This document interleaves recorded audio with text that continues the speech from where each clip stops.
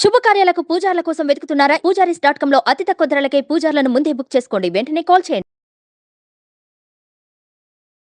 నమస్తే రమగారు. నమస్తే జయ. రమగారు, మంచి కథ ఏమైనా చెప్పుకుందామా? చెప్తాం. ఇంద్రజాలం కథ చెప్తాం.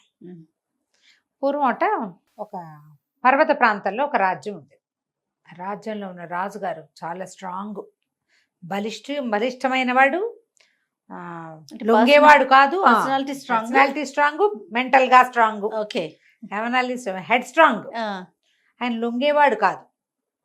ఆయన సార్వభౌముడు కూడా నమస్కారం చేసరగడు. అంత భీషణ ప్రతిజ్ఞ కలిగిన వాడు అనమాట. అయితే ఆ ఊళ్ళోనట, ఆ రాజ్యంలో ఒక ఇంద్రజాలికుడు ఉండేవాడు. ఇంద్రజాలికుడు అనకూడదు, ఇంద్రజాలం చేసేవాడిని ఐంద్రజాలికుడు అనాలి సంస్కృతం.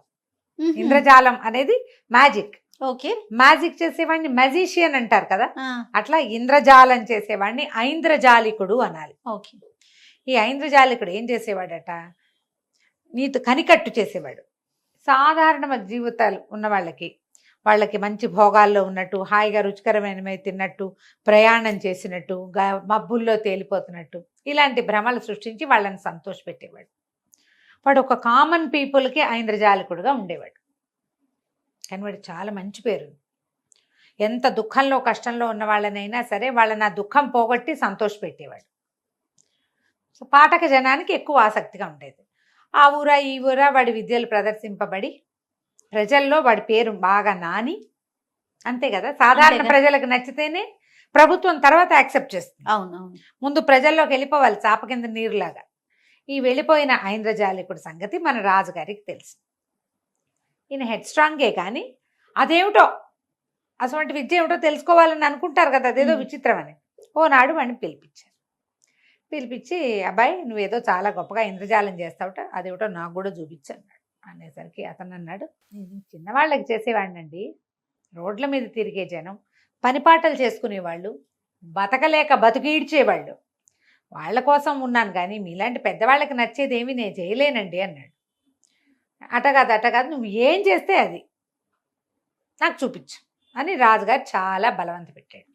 సరే, నేనేం చేసినా ఏం చూపించినా నన్నేమీ చేయనని ఒక కాగితం రాసి నాకు ఇవ్వండి.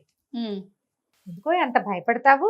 సరే అలాగే, కానీ సంతకం పెడదామని ఒక కాగితం రాసిచ్చి, ఇంద్రజాలికుడు ఏ ఇంద్రజాలం చేసి చూపించినా, ఎటువంటి అవజ్ఞకి పాల్పడినా ఇతను నేనేమి చేయను అని ఒక కాగితం రాయించి సంతకం పెట్టాడు. ఆ పేపర్ ఆ ఇంద్రజాలికుడికి ఇస్తూ ఉండగా ఆయనకి దూరంగా ఎవరో మైదానంలో గడ్డి కోసుకుంటున్నట్టు కనపడింది. పక్కనున్న సైనికుడు, ఎవరెవరు అక్కడ గడ్డి కోస్తున్నారు అన్నాడు. ఆ గడ్డి ఒకటి కాదు, ఓ గుంపు జనం కోసేస్తున్నారు. గుంపు ఎట్టా కోస్తారు? అది మైదానం పచ్చగా ఉండటానికి పెట్టుకున్నది. మనం ఆర్డర్ చేయాలి, దీన్ని కట్ చేయండి, దీన్ని లెవెల్ చేయండి అని. అలాంటిది ఏం చేయబళ్ళ. అవి ఎవరో కనుక్కురండ్రా అంటే ఒక 10 మంది సైనికులు పరిగెత్తుకుంటూ పోయారు. మైదానంలో గడ్డికి వస్తున్నారు బోళ్ళంతమంది. అక్కడ దాకా వెళ్ళేసరికి పెద్ద పెద్ద గుడారాలు, తర్వాత ఒక పెద్ద బంగారపు సింహాసనము, ఒక వెండి సింహాసనము, ఏమిటో కకావికలుగా జనము హడావిడిగాను. వీళ్ళకి వెళ్ళిన సైనికులకి ఒళ్ళు కంపరమెత్తిపోయింది. ఏమిటిది ఇక్కడ, ఇది ఎవరు వచ్చారు, అసలు ఎవరు వీళ్ళు? ఒక నీళ్ళ కావిడ ఒకడు మోసుకొస్తున్నాడు. వాడు కూడా బ్రహ్మాండంగా సైనికుల కంటే శుభ్రంగా ఉన్నాడు. వీళ్ళు పోయి అతన్ని అడిగారు, ఏమిటో ఈ హడావిడి, ఈ గడ్డి ఎవరు కోస్తున్నారు, ఈ మనుషులు ఎవరు అనేసరికల, అదేనండి మరి నాగరాజు, పాతాళ లోకేశ్వరుడు నాగరాజు గారు స్వర్గానికి బయలుదేరాడు. కొడుకుతో సహా పటాలమంతా వేసుకుని బయలుదేరారు. మరి మధ్యలో ఇక్కడ ఆగాం. సాయంత్రానికో రేపొద్దుటికో మేము పటాలం ఎత్తుకుని వెళ్ళిపోతాం. గుర్రాలకు గడ్డి కావాలని గడ్డికొస్తున్నారు. అదిగో ఆ బంగారు సింహాసనం రాజుగారిది, వెండి సింహాసనం రాకుమారుడిది అన్నాడు. అనగానే వీళ్ళు ఆశ్చర్యపోయారు. అయ్యో బాబోయ్, పాతాళ లోకేశ్వరుడైన నాగరాజు మన ఊళ్ళో రాజుగారికి కిటికీలో నుంచి కనపడే మైదానంలో సింహాసనాలు వేసి కూర్చోవటమే, అదే కదా, మనకు తెలియపోతే ఎట్లా. కానీ వీళ్ళు ఆగ మేఘాల మీద పరిగెత్తుకుంటూ పోయారు. ప్రభు, వాళ్ళు ఎవరో గడ్డి కోసేవాళ్ళు కాదండి, వాళ్ళు నాగరాజులు. మరి పాతాళ లోకవాసులట, మొత్తం జనమంతా వచ్చారు. పెద్ద పెద్ద కుటీరాలు ఉన్నాయి, 2 బ్రహ్మాండమైన సింహాసనాలు ఉన్నాయి. ఆ సింహాసనం ముందు మన సింహాసనం దిగదొడడానికి కూడా పనికిరాదండి, దాని నిండా వజ్రాలు రత్నాలు ఉన్నాయి. మరి అంతా చాలా పటాటోపంగా ఉంది. వాళ్ళు ఆ స్వర్గానికి వెళ్తూ ఇక్కడికి వచ్చారట. అనగానే రాజుగారు ఆశ్చర్యపడి, పాతాళ లోకేశ్వరుడు మనలో రాజ్యంలోకి వస్తే మనం సముదాయం వెళ్ళి ఆయన్ని చూసి రావాలి కదా. అక్కడి నుంచి ఈయన కొంచెం పటాలాన్ని వెంబడబెట్టుకుని పరివారంతో వెళ్ళాడు. ఆయన ఎవరో రాజుగారు బ్రహ్మాండంగా ఉన్నాడు. వీళ్ళే 6 అడుగులు ఉంటే ఆయన 8 అడుగులు ఉన్నాడు ఏకంగా. ఒక రాజుగారు కుమారుడు. 80 పాతాళ లోకేశ్వరులకు అపవాదం, జయం జయం, నేను ఇక్కడ ఈ ప్రాంతపు రాజుని, ఇదిగో నా మంత్రి, ఇదిగో నా సైన్యాధిపతి, మేమంతా మిమ్మల్ని కలవడానికి వచ్చాం, నమస్కారం అని చెప్పి ఆయనకి దండాలు పెట్టాడు. దండాలు పెడితే సరే ఆయన అన్నాడు, సరే రండి రండి, మేము అనుకోకుండా ఇక్కడ ఆగాం, మీరేనా ఈ ప్రాంతపు రాజు, కూర్చోండి అన్నాడు. ఈయన కూడా ఓ బంగారు సింహాసనం వేశారు. ఎక్కడికి వెళ్తున్నారు ఏమిటి అని కనుక్కున్నారు. మేము పాతాళంలో బోల్డని మొక్కలు పెట్టాం, పళ్ళ చెట్లు, ఈ పళ్ళ చెట్లన్నీ పైకి వెళ్ళి స్వర్గంలో కాయలు కాస్తున్నాయి. మరి చెట్లేమో మొదళ్ళేమో పాతాళంలో ఉండిపోయి తలకాయలేమో స్వర్గంలో ఉన్నాయి. పళ్ళని వాళ్ళు కోసేసుకుంటున్నారు దేవతలు. పళ్ళల్లో మాకు వాటా ఇవ్వట్లేదు, ఆ పళ్ళ వాటా సంగతి తేల్చుకుందాం అని కనుక్కోవడానికి బయలుదేరా. మధ్యదారిలో ఆగాం. అంటే ఈ రాజుగారు సరే ఏదైతే సబబుగా ఉంది, కాకపోతే పాతాళంలో నుంచి స్వర్గంలోకి వెళ్ళే చెట్లు భూమండలం మధ్యలో నుంచి కదా వెళ్ళాలి, తట్టలేదు వీళ్ళకి, అడగల. ఆయన చెప్పింది విన్నారు. పైగా ఆయన మెరిసిపోయే బట్టలు, ఆ పర్సనాలిటీ, ఆ మధ్యలో పైన పాము పడగ, అవన్నీ చాలా ఆకర్షణీయంగా ఉన్నాయి. అక్కడి నుంచి ఈయనకి ఏమనిపించింది, ఈయన చూస్తే ఇంత బాగున్నాడు, కుర్రాడు మరీ మిస్మిస్లాడిపోతూ ముచ్చటగా ఉన్నాడు.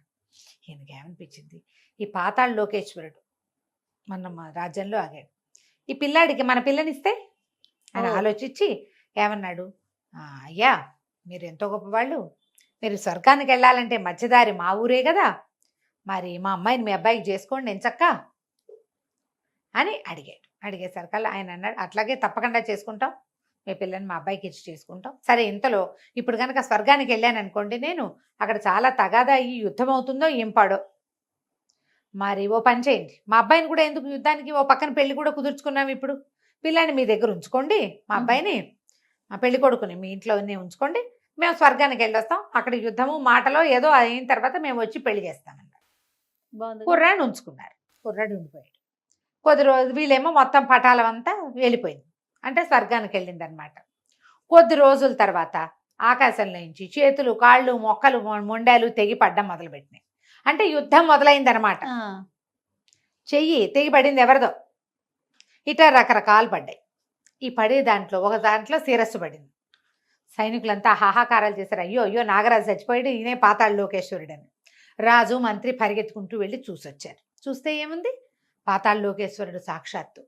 అయ్యో బాబోయ్, ఇప్పుడు ఇది కనపడితే పిల్లాడు పెళ్లి కొప్పుకుంటాడా, బెంగపెట్టుకుంటాడో ఏమిటో, అందుకని ఏం చేశారు, మనం ఈయన దహనం చేసేద్దాం ఈయన తలకాయని అని కింద పడ్డ శరీర అవయవాలన్నిటినీ పోగేసి ఈ పాతాళ లోకేశ్వరుడి ముఖానికి మాత్రం ప్రత్యేకంగా ఒక చితి పెట్టి అన్నీ కాల్పించారు.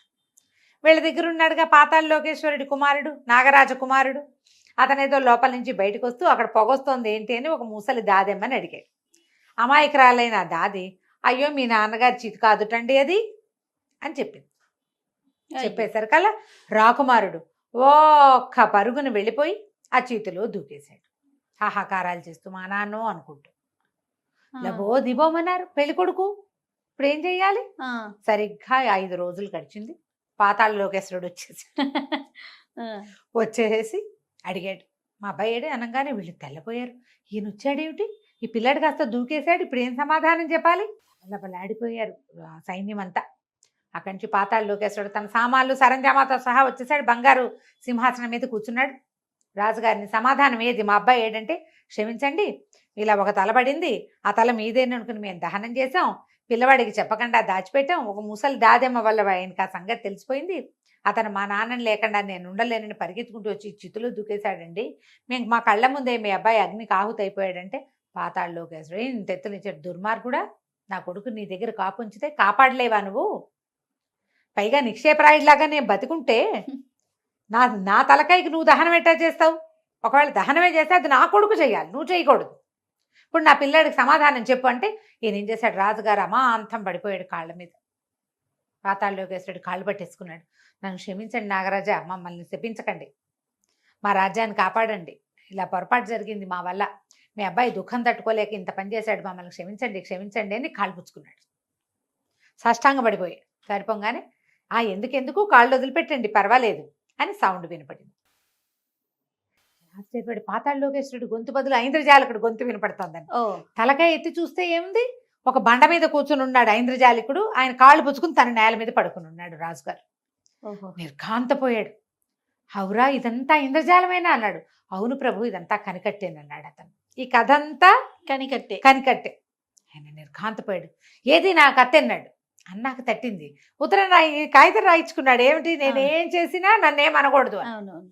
అక్కడి నుంచి లేచి నిలబడ్డాడు. ఇంద్రజాలికుడు అన్నాడు, ప్రభు ఏదైనా బహుమానం ఇప్పిస్తే పుచ్చుకుని వెళ్ళిపోతానండి అన్నాడు. ఈయనకి లోపల లోపల రగిలిపోతోంది. అందరూ చూస్తూ ఉండగా ఒక సామాన్య ఐంద్రజాలికుడి కాళ్ళు పట్టుకుని నేల మీద సాష్టాంగం పడి ఉన్నాడు. తను బహుమతి ఇచ్చి పంపించేశాడు. ప్రజలంతా చెప్పుకున్నారు, ఐంద్రజాలికుడు రాజుగారు శపించమంచాడు. సామ్రాట్టు కూడా దండం పెట్టని రాజు నమస్కారం చేయని వాడు తలదించడు. అంత హెడ్ వెయిట్, అంత హెడ్ స్ట్రాంగ్. చివరికి కనికట్టుకి లోబడి, మాయకి లోబడి దండం పెట్టేశాడని ఎన్ని సంవత్సరాలో చెప్పుకున్నారట. కథ కంచికి మనం ఇంటికి. చాలా బాగుందండి. నమస్తే. నమస్తే.